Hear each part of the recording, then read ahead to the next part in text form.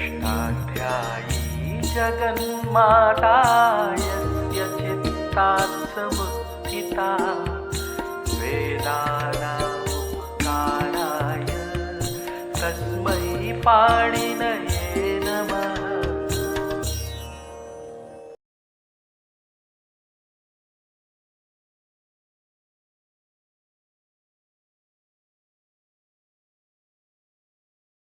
नमः पाणिनये।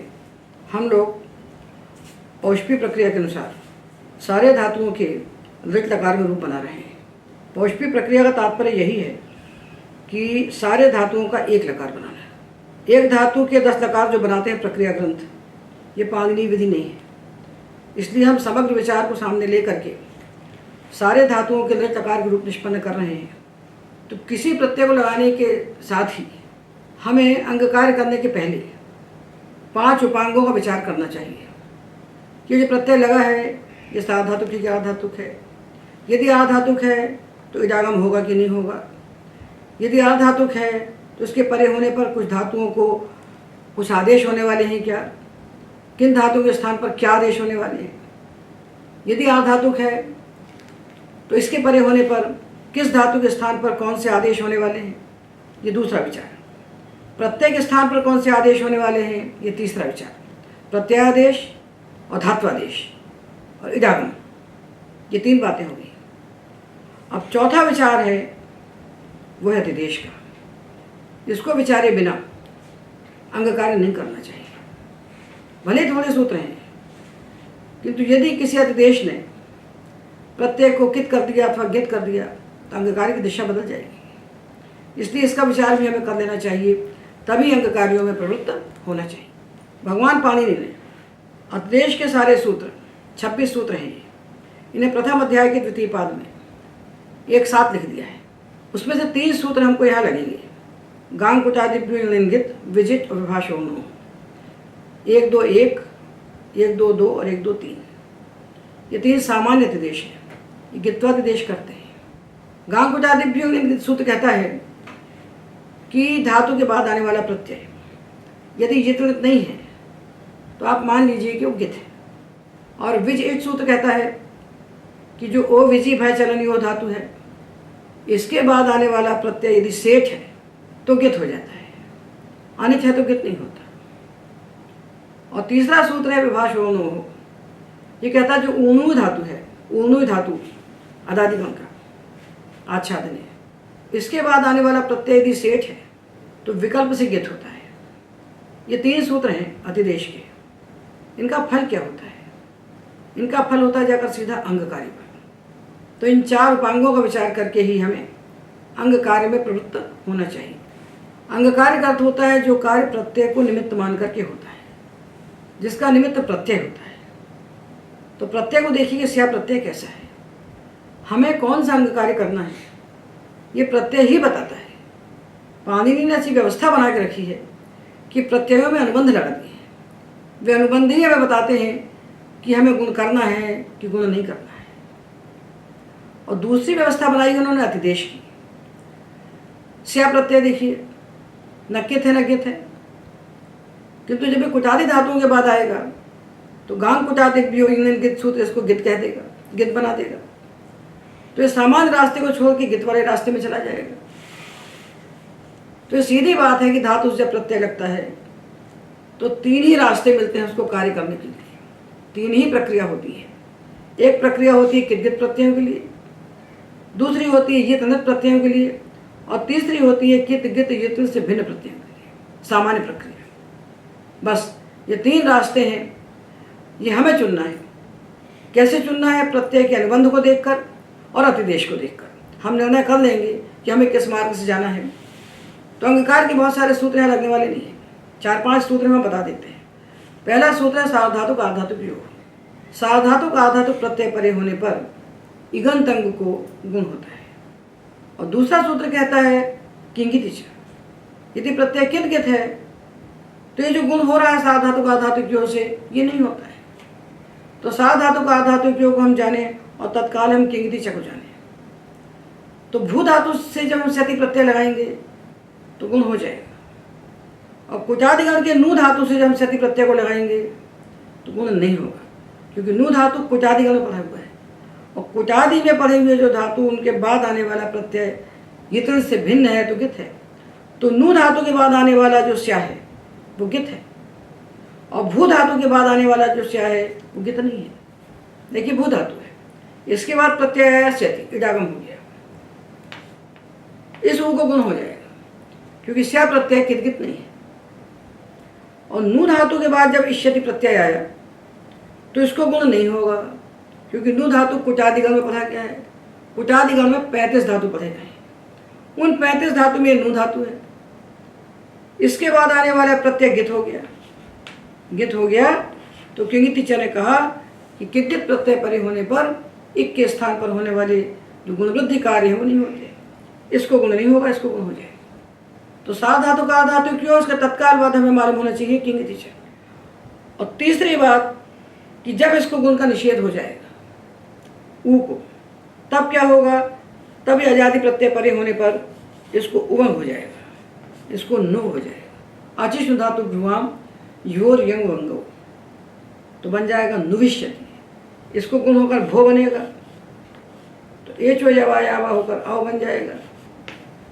तो भू भविष्यति और नु नुविष्यति, भू से भविष्यति बनेगा और नु से नुविष्यति बनेगा। ये किसका खेल है, ये पूरा खेल है अतिदेश का। इसके बाद आने वाले इस प्रत्यय को इसने गित कर दिया, तो अंग कार्य की दिशा बदल गई। तो कौन सा अंग कार्य हमें करना है, इसके लिए प्रत्यय को हम देखें, प्रत्यय को दो प्रकार से पहचाने, एक बार अनुबंधों से पहचाने और दूसरी बार अतिदेश से पहचाने। अब देखिए हु धातु है, इससे स्यति प्रत्यय है और ध्रुव से भी स्यति आया। ये दोनों धातु अनिट है, ह्रस्व कारांत धातु में 6 ही सेठ होते हैं, तो इडागम नहीं हुआ। अब ये ध्रुव धातु कुचादि है, कुचादि होने से प्रत्यय गित हो गया। गित हो गया तो किंगित टीचर ने गुण का निषेध कर दिया। साधातु का धातु की ओर से जो गुण प्राप्त था उसका निषेध कर दिया, तो बन गया धृष्यति। और ये कुटारी नहीं है तो इसको गुण हो गया, तो बन गया होष्यति। ये बन जाएगा होष्यति और ये बनेगा धृष्यति। गु धातु से गुष्यति, कु धातु से कुष्यते, तो गुष्यति, धृष्यति, कुष्यते, ये तीनों में गुण नहीं हुआ क्योंकि तीनों कुचादी है। और हु धातु को गुण होकर होष्यति बन गया, क्योंकि ये कुचादी नहीं है। ध्रुव धातु लेंगे तो द्रोष्यति बन जाएगा, क्योंकि कुचादी के बाहर है। कुचादी में 5 धातु हैं अजंत, ध्रुव, गु, कु और नु और धू, ये 5 धातु हैं इगंत कुचादी के भीतर, तो इन्हें गुण नहीं हुआ। तो कुष्यते, गुष्यति, धृष्यति, ये 3 अनिट थे और ये 2 सेठ हैं, तो इनसे इष्यति लगेगा। जब इष्यति लगेगा तो आज़ादी हो जाएगा, आज़ादी होगा तो नु और धू का जो उकार है इसको अचिष्ट धातु भ्रुवाम सूत्र से उवंग हो जाएगा, तो नुविष्यति और धुविष्यति। धृष्यति, गुष्यति, कुष्यते, नुविष्यति, धुविष्यति, ये 5 हमको क्या दिखाई पड़े, गित्वादि देश के फल। गुण नहीं हुआ, गुण नहीं होता है और प्रत्यय आजादी होता है, तो ऊ को उवंग हो जाएगा। तो नु और धू में उवंग हुआ और ये 3 धातु अनिट थे, तो इनके बाद प्रत्यय हलादि था, तो गुण निषेध हो गया बस। इसके अलावा जो धातु होंगे उनको गुण हो जाएगा। तो जब तक नहीं मालूम होगा हमको तो प्रक्रिया में हम स्खलित होंगे हर हालत में। तो इसलिए पहले अधिदेश का विचार, उसके बाद अंग कार्य का विचार। तो ये तो धातु बताए 5 जो इगंत थे। इनके बाद आने वाला स्या प्रत्यय जब गित हो गया तो इन्हें गुण का निषेध हो गया। अब जो बचे हुए 30 धातु और हैं कुटादी में, ये हलंत है। तो हलंत धातु में क्या देखा जाता है, उपधा। अंग कार्य को करने की विधि, पाणिनि ने अंगों का विभाजन किया है। अजंत धातुओं को कहते हैं कि अंत के एक को देखिए, और हलंत धातुओं को कहते हैं कि उपधा के लघु एक को देखिए। अंत में एक नहीं है और उपधा में लघु एक भी नहीं है, तो आप किसी को मत देखिए। वहाँ कुछ नहीं होगा। तो इसलिए ये जो धातु हैं कुटादि, बचे हुए 30, इनको गुण नहीं होगा। क्यों नहीं होगा? क्योंकि इनके बाद आने वाला जो प्रत्यय है स्या वो गित हो जाएगा। तो देखिए, डिप डिपिष्यति, कुच कुचिष्यति, गुज गुजिष्यति, कुट कुटिष्यति, पुट पुटिष्यति, स्फुट स्फुटिष्यति, मुट मुटिष्यति, त्रुट त्रुटिष्यति, तुट तुटिष्यति, चुट चुटिष्यति, छुट छुटिष्यति, जुट जुटिष्यति, लुट लुटिष्यति, घुट घुटिष्यति, गुड गुडिष्यति, कुड कुटिष्यति, पुड पुटिष्यति, तुड तुजिष्यति, थुड थुजिष्यति, स्थुड स्थुजिष्यति, स्फुड स्फुटिष्यति, चुड चुजिष्यति, वृड वृजिष्यति, क्रुड क्रुजिष्यति, छुर छुरिष्यति, गुर गुरिष्यते, स्फुर स्फुरिष्यति, स्फुल स्फुलिष्यति। ये धातु है, ये कुटादि। इनकी उपधा को उगंत लघुपधा से सूत्र से जो गुण प्राप्त होने वाला था, आर धातु से प्रत्यय परे होने पर उसका निषेध क्यों हो गया? क्योंकि इन कुटादि धातुओं के बाद आने वाला यस्या प्रत्यय गां कुटादिभ्य सूत्र से गित हो गया। तो हमें इस अतिदेश का विचार करके फिर अंग कार्य करना चाहिए। तो अंग कार्य इतनी है, सा धातु गा धातु की वो हो, से अंत के एक को हम गुण करें, पुगंत लघु उपधा से सूत्र से उपधा के लघु एक को हम गुण करें, और मृजय वृद्धि सूत्र से मृज धातु की उपधा को हम वृद्धि करें। और यदि प्रत्यय कित हो गया किसी अतिदेश के द्वारा, तो हम किंगिति च सूत्र से इन तीनों सूत्रों से होने वाले गुण वृद्धि का निषेध करते हैं। और निषेध होने के बाद यदि प्रत्यय आजादी दिखता है तो अचिष्ट धातु प्रमाण सूत्र से उस ई के स्थान पर यंग और उ के स्थान पर उभंग आदेश हम करें। बस इतने ही अंग कार्य हैं। स्या प्रत्यय परे होने पर ढेर सारे अंग कार्य नहीं होते, सामान्य प्रत्यय है। तो ये तो उन्होंने विभाग बता दिया हमें उपांगों के। अब हम धातुओं का वर्गीकरण करके इनके रूप बनाएं। तो वर्गीकरण कैसे करें? जैसा पाणिनि ने किया है। पाणिनि ने अंग कार्यों को आकारांत, इकारांत, उकारांत, ऋकारांत इसी क्रम से बांट कर बताया है। और हलंत धातुओं के लिए इदुपद, उदुपद, ऋदुपद ऐसा ही विभाजन किया है। प्रत्यय यत्रित होता है तो अधुपद की आवश्यकता पड़ती है, यत्रित नहीं है तो इदुपद, उदुपद, ऋदुपद इतने वर्गों में सारे अंग कार्य हो जाते हैं। तो उसी प्रकार से हम सारे धातुओं के लृट लकार के रूप बनाना आरंभ करें। किंतु धातु के सामने प्रत्यय आते ही सबसे पहला विचार हम करें, सबसे पहला विचार कि इडागम होगा कि इडागम नहीं होगा। तो प्रत्यय है स्यति, स्यता, स्यन्ति, स्यसि, स्यथा, स्यथ, श्यामि, श्यावः, श्यामः। यदि धातु सेठ है तो इन प्रत्ययों को इडागम हो जाएगा, तो ये बन जाएंगे इष्यति, इष्यतः, इष्यन्ति, इष्यसि, इष्यथा, इष्यथ, इष्यामि, इष्यावः, इष्यामः।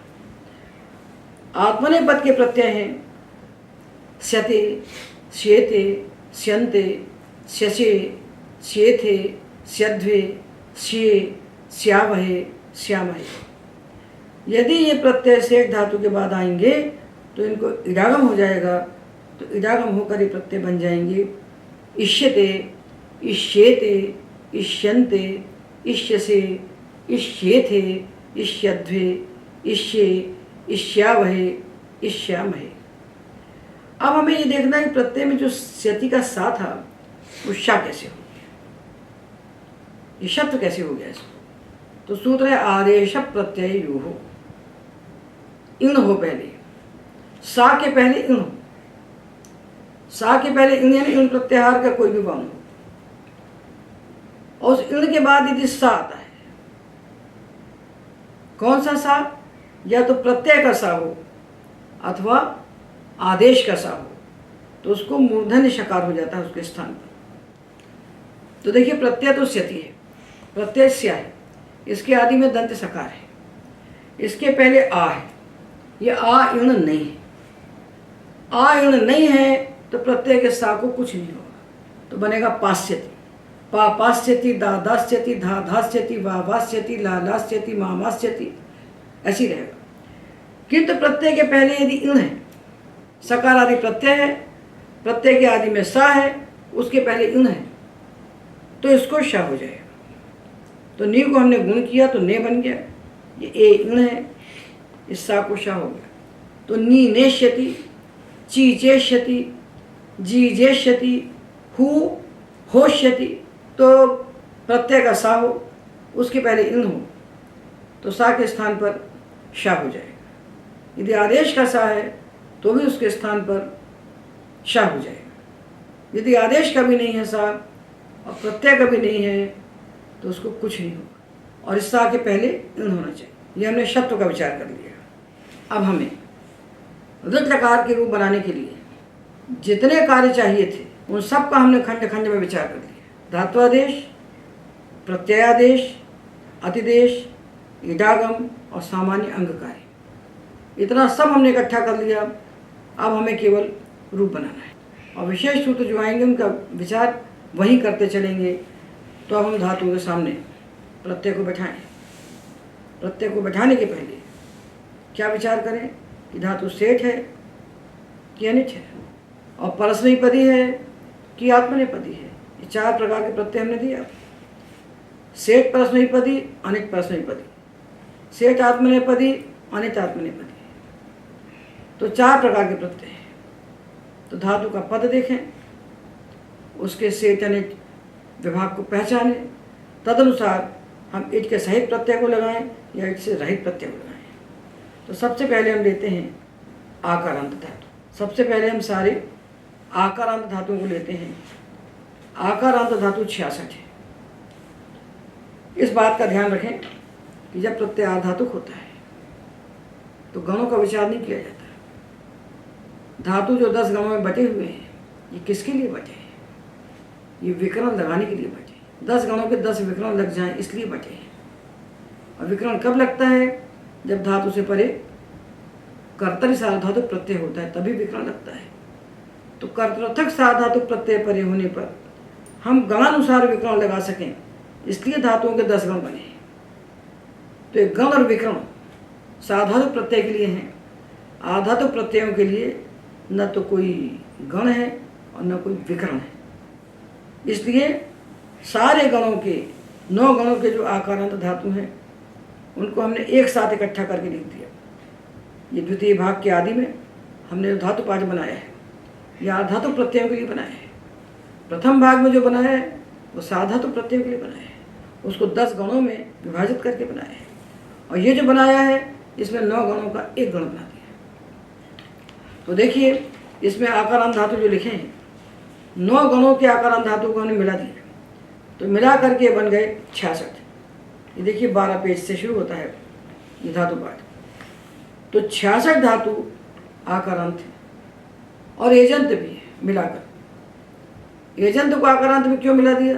कि जब प्रत्यय आर्धातुक होगा धातु के सामने तो सारे एजंत धातु आदेश उपदेश स्थिति सूत्र से आकारांत हो ही जाएंगे। तो हमने आकारांत और एजंत को इकट्ठा मिला के यहाँ रख दिया। इन 66 धातुओं को हम लें और 66 को न लें, हम 65 को लें, क्योंकि इसमें दरिद्रा धातु है। ये दरिद्रा धातु जो है अनेकाच है, अनेकाच धातु सेठ होते हैं। तो हम 65 धातु ले लें और 65 आकारांत और एजंत जो धातु हैं इनको लेकर के इनके सामने प्रत्यय को हम बैठाएं। तो चूंकि आकारांत सारे धातु अनिट होते हैं तो हम प्रत्यय बैठाएंगे स्यति और स्यति। परस्मैपदी है तो स्यति, आत्मनेपदी है तो स्यति, उभयपदी है तो दोनों बैठा सकते हैं। इडागम नहीं होना है तो बन गया, इडागम नहीं होना है तो रूपी बन गया। पा पास्यति, दा दास्यति दास्यते, धा धास्यति धास्यते, ध्ययी, इसको पहले ध्या बनाएंगे, ध्ययी ध्या, ध्यास्यति, ग्लई, ग्ला, ग्लास्यति, म्लई, म्ला, म्लास्यति। अब रह गया एक धातु, यह दरिद्र। इसके लिए एक वार्तिक है। दरिद्राते रा धातु के विवक्षिते आलोपो वाच्य। दरिद्रा धातु से किसी आधातु प्रत्यय की यदि विवक्षा होती है, हम चाहते हैं कि इससे कोई आधातु प्रत्यय लगाएं, उस प्रत्यय के लगने के पहले ही दरिद्रा के आ का लोप हो जाता है, तो आकारांत रह ही नहीं जाता। तो देखिए दरिद्रा धातु है, अब इसके आकार में लोप कर दिया, क्योंकि प्रत्यय धातु की विवक्षा जो आगे हम लगाने वाले हैं, आ का लोप हो गया और धातु अनेकाच है, तो सेठ है, तो इससे इष्यति लगेगा, इन्हें स्यति प्रत्यय लगेगा, स्या और उसके पहले आ धातु का सेठ बना दिया, सेठ का आगम हो जाएगा, तो इष्यति। आ का लोप हुआ तो दरिदृश्यति, दरिद्रा धातु से दरिदृश्यति, और बचे हुए जो 65 धातु हैं आकारांत एजंत को मिलाकर, इनसे पास्यति के समान रूप बना लीजिए। इस प्रकार 66 धातुओं के दृढ़ लकार में रूप निष्पन्न हो गए। अब हम इकारांत धातु के रूप बनाते हैं। जिस वर्ग में जाइए सबसे पहले विचार कीजिए धातु से ठीक है। आर धातु में प्रवेश करने के साथ ही इडागम का विचार करना आवश्यक है। इडागम पर टिका है पूरा का पूरा विज्ञान। तो हमने जब इकारांत धातु के रूप बनाना आरंभ किया ह्रस्व इकारांत के, तो तत्काल हमें मालूम होना चाहिए कि ह्रस्व इकारांत धातुओं में 2 धातु सेठ हैं, श्री और श्वी, 2 धातु सेठ हैं बस। अब बाकी इकारांत अनिट है, तो इन 2 धातुओं में हम इष्यति लगाएंगे, इडागम के सहित स्या लगाएंगे। अब श्री और इष्यति, अब क्या करें? अब यहाँ कोई अतिदेश तो है नहीं, अतिदेश तो केवल 3 सूत्रों से कही हुई धातुओं में है, तो यहाँ कोई अतिदेश नहीं है, तो प्रत्यय किदगित नहीं है, इसलिए इसको हम सार धातु का आधातु के सूत्र से गुण करेंगे, तो श्री को हो जाएगा श्रेय और एचो यवा से हो जाएगा अय। श्रयिष्यति, श्वी, श्वे, श्वय, श्वयिष्यति, श्री, श्रेय, श्रय, श्रयिष्यति, श्वी, श्वे, श्वय, श्वयिष्यति। 2 धातु ही सेठ हैं इकारांत। इसका अर्थ है कि 2 के अलावा जितने इकारांत धातु हैं वो सारे के सारे अनिट हैं। जैसे ची, अनिट का अर्थ में स्यति लगाएंगे और ची को गुण कर देंगे। जब ची को गुण करके चे हो गया, तो जो सा है इसको आदेश प्रत्यय से शा हो जाएगा, तो ची चेष्यति, तो ची चेष्यति, जी जेष्यति, री रेष्यति, पी पेष्यति, की केष्यति। जितने भी ह्रस्व इकारांत धातु हैं उनमें 2 ही सेठ हैं, बाकी सब अनिट है। तो सेठ धातुओं में स्यति प्रत्यय के पहले इडागम कीजिए, तो इष्यति लगाइए। अनिट धातुओं में स्यति प्रत्यय को जो कहते हो रखिए, गुण कीजिए और शत्व कर दीजिए प्रत्यय। ये इकारांत धातु देखिए, ह्रस्व इकारांत धातु पाठ में 67 से लेकर के 89 तक लिखे हुए हैं। किंतु इन इकारांत धातुओं के रूप बनाते समय हम वो सारे कार्यों का विचार कर लें जो हमने इसके पहले पढ़े। तो हमने पढ़ा है मीनाति, मिनोति, दींगाम, ल्यपिच। तो जो मी धातु है, डुमी प्रक्षेपणे, इसको आप हो जाता है एज विषयता में, तो इस मी से बनेगा मास्यति। ह्रस्व इकारांत में एक धातु अलग ले लीजिए, मी है, इसको कर दीजिए आत्व, तो मास्यति। और बाकी जितने हैं उनसे ची चेष्यति, जी जेष्यति, इस प्रकार से रूप बना लीजिए। अब दीर्घ इकारांत धातु हमने लिए, तो दीर्घ इकारांत धातु में 2 धातु से थे, डींग और शीन, और दोनों आत्मनेपदी हैं, तो इनसे लगेगा स्यते, विजागम होकर बन जाएगा इष्यते, शी इष्यते। साधातु का धातु पे उसे गुण किया ई को, तो शे इष्यते। एचो यवा से एक को आदेश किया, तो श इष्यते, डी डे डय डयिष्यते, शयिष्यते और डयिष्यते। 2 धातु सेठ, ये 2 के हमने रूप बनाए। और जितने विशेष धातु हैं इकारांत में उनको हम देख लें, तो मीनाति, मिनोति, दींगाम, ल्यपिच। मीनाति और दींग, मी और दींग, ये 2 धातु हैं। इन 2 धातुओं को सूत्र कह रहा है कि एज विषयता में इनको आत्व हो जाए। शीन किंग से भिन्न है तो अनिट है, अनिट है तो प्रत्यय लगेंगे स्यति स्यते, इडागम नहीं होगा। और चूंकि प्रत्यय किदगित से भिन्न है तो धातु को गुण होकर एच होने वाला है, तो एज विषयता में इनको आत्व कर दिया, तो मी को हो गया माँ और दी को हो गया दा। तो मी से मास्यति मास्यते और दी से दास्यते, ये दो धातु हो गए विशेष। और दो और विशेष है, दीर्घ ई अंत में हो तो दो हो गए शींग गिंग सेठ, दो हो गए मी दींग जिनको आत्व हो गया, और दो हो गए दीधींग वेवी, ये दो अलग चलते हैं। इनके लिए सूत्र है दीधी वेवी टाम। दीधी और वेवी धातुओं को कभी गुण नहीं होता, और इट को तो दीधी वेवी धातु सेठ है, अनेकाश है, तो और आत्मनेपदी है, तो इनसे प्रत्यय लगा इष्यते, दीधी इष्यते।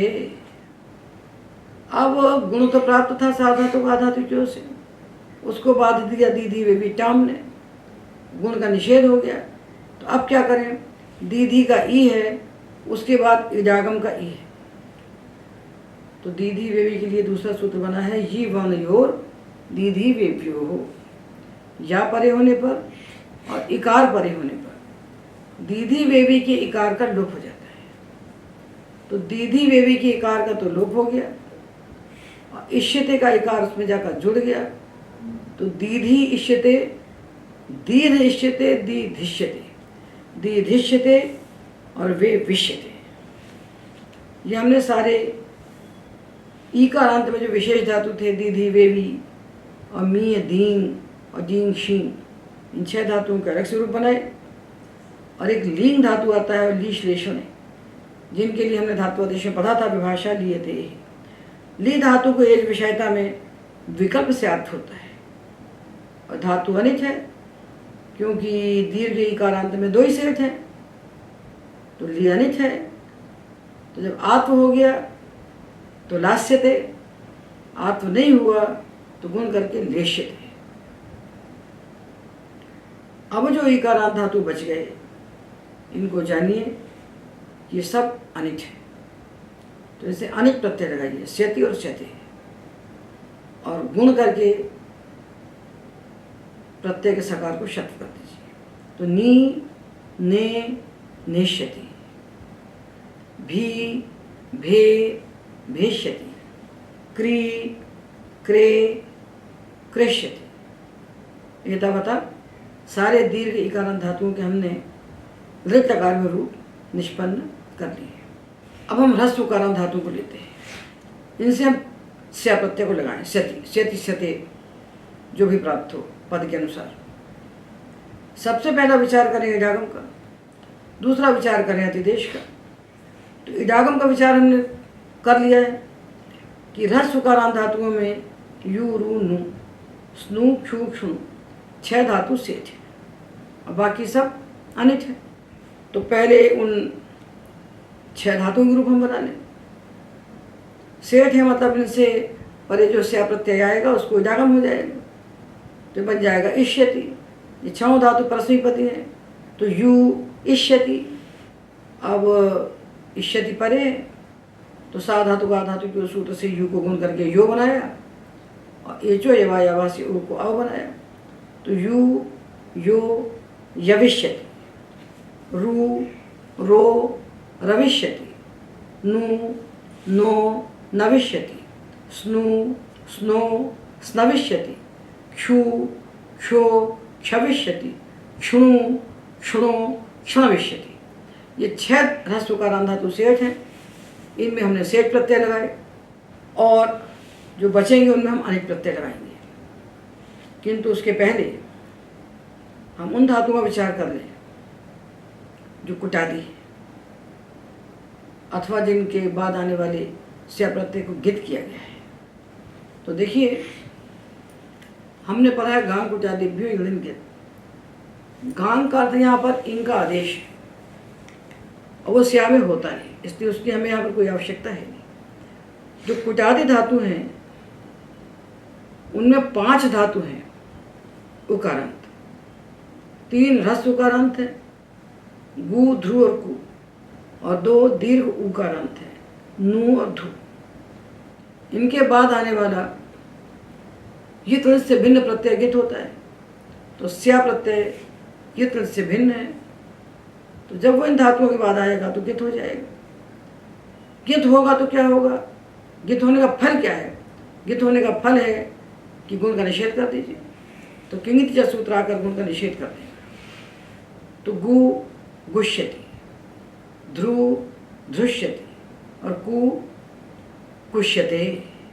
अब रहे नु और धु, ये 2, ये दीर्घ उकारांत है, तो भी पढ़ लेते हैं इसके साथ। पर ये दीर्घ उकारांत सारे धातु सेठ होते हैं, हम पढ़ चुके हैं, तो इनके बाद स्यति नहीं आएगा, इनके बाद इष्यति आएगा।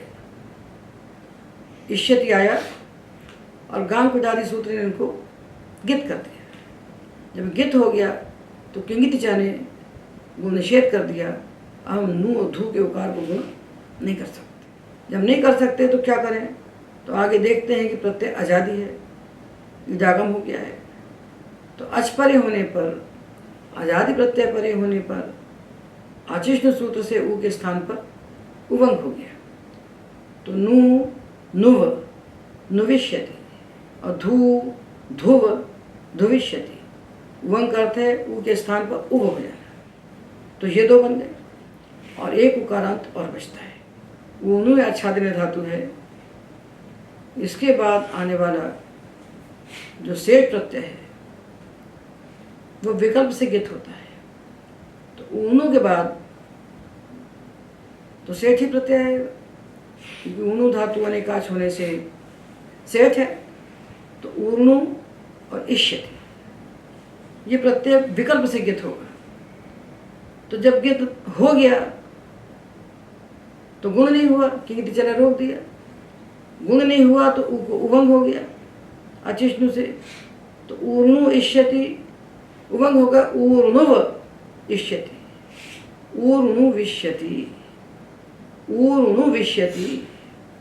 और जिस पक्ष में गित नहीं हुआ उस पक्ष में ऊर्णु इष्यति, इस स्थिति में हमने सा धातु को आधातु की ओर से गुण किया तो ऊर्णु को हो गया ऊर्णो, और ओ को एचो यवा से अब आदेश किया तो ऊर्णव ऊर्णव विष्यति। तो गित न होने पर ऊर्णव विष्यति और गित होने पर ऊर्णु विष्यति। ये हमने विशेष उकारांत धातुओं का विचार कर लिया, इनके रूप हमने बना लिए। कु गु ध्रु ये 2 ह्रस्व उकारांत अनिट, और नु और धु ये दीर्घ उकारांत सेठ। इनमें किसी में गुण नहीं हुआ। अनिट के बाद गुण नहीं हुआ तो हमने दोनों को जोड़ दिया, प्रत्यय को शत्व किया, और सेठ के बाद जब गुण निषेध हुआ तो आगे आजादी प्रत्यय मिला तो हमने उवंग कर दिया। तो दीर्घ उकारांत धातु सारे के सारे सेठ होते हैं, हमने पढ़ा है। तो उसमें से नु और धु जो कुटादी थे उनके बाद आने वाले स्या प्रत्यय को गित करके हमने उवंग किया, और इन 2 के रूप हमने बना लिए। और जो ब्रू धातु है इसको आर्ध धातु विषयता में वच आदेश होता है, और ये वच आदेश अनिट होता है। तो जब इससे हम प्रत्यय लगाते हैं स्यति, तो जो कु से चकार को ककार होता है और स्या के सकार को आदेश प्रत्यय से शकार होता है, और काशा संयोगी क्षकार होता है, तो वक्षति बनता है। अब जो उकारांत धातु बचे वो सारे के सारे सेठ हैं, और उनके बाद आने वाला प्रत्यय कित नहीं है, तो वहाँ हम सा धातु का धातु को गुण करेंगे और गुण करके अवादेश करेंगे।